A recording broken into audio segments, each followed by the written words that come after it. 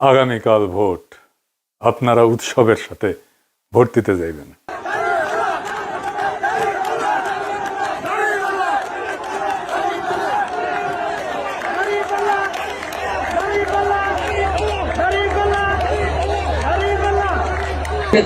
অবশ্যই দাঁড়িপাল্লা।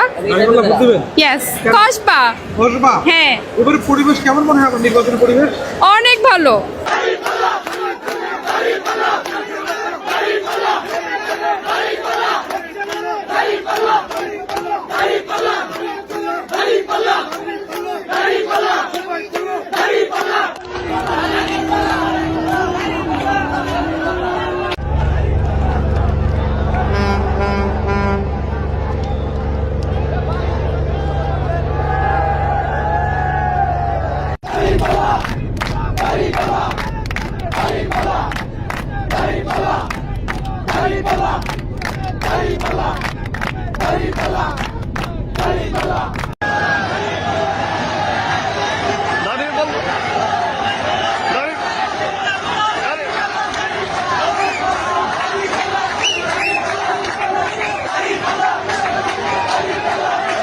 এত বছর ধরে ভোট মানেই ছিল ভয়, কারচুপি, নাটক আর আগেই লেখা ফলাফল।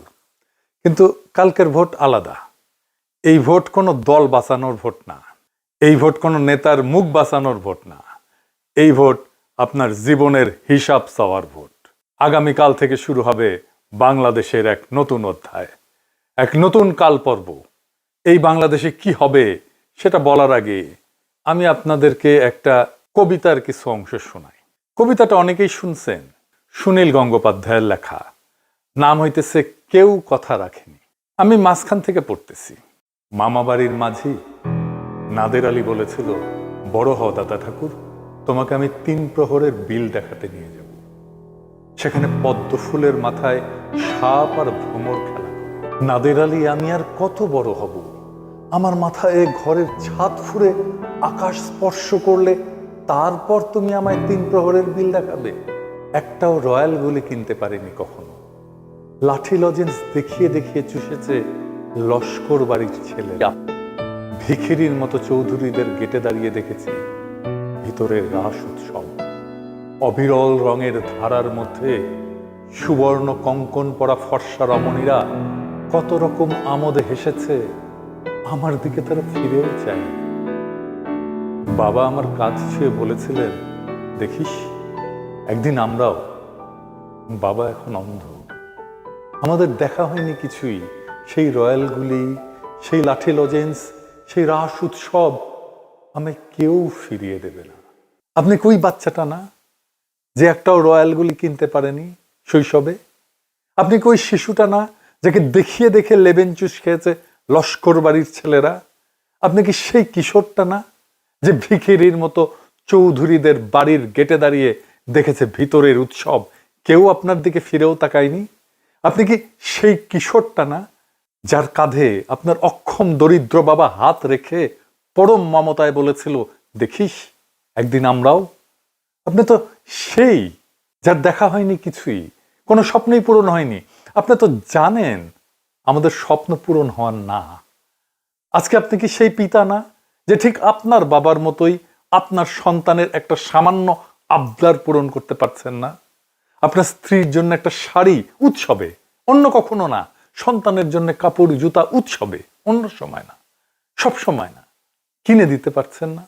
অসুখে চিকিৎসা, স্কুলের বেতন, বাসার ভাড়া, সপ্তাহান্তে একটু মাছ বা মাংস তুলে দিতে পারছেন? আমরা অধিকাংশই পারি না। এটা কোনো জীবন?